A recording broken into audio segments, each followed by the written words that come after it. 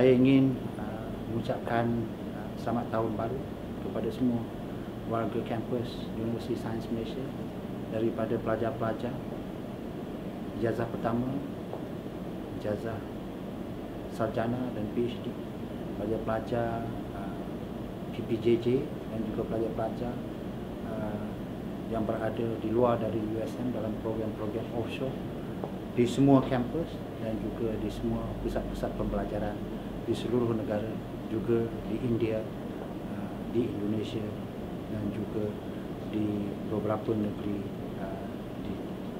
Malaysia ini. Ucapan ini adalah khusus juga kepada staf akademik dan juga pentadbiran, dengan harapan bahawa tahun 2016 adalah merupakan tahun transformasi menuju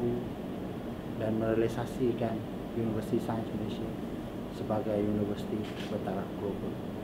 Beberapa transformasi akan dilakukan. Pertamanya ialah memperhebatkan lagi transformasi pelajar-pelajar menjadi pelajar bertaraf global, juga mentransformasikan pensyarah-pensyarah menjadi pensyarah-pensyarah terkemuka di peringkat antarabangsa,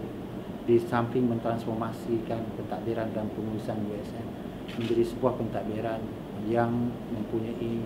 daya keupayaan yang tinggi dan produktiviti yang tinggi. Saya mengucapkan juga kepada semua warga Universiti Sains Malaysia dan juga alumni-nya di seluruh pelosok tanah air dan juga di tempat-tempat lain di luar negara, supaya menjaga kesihatan diri, menjaga pekerti diri, menjaga kesejahteraan keluarga,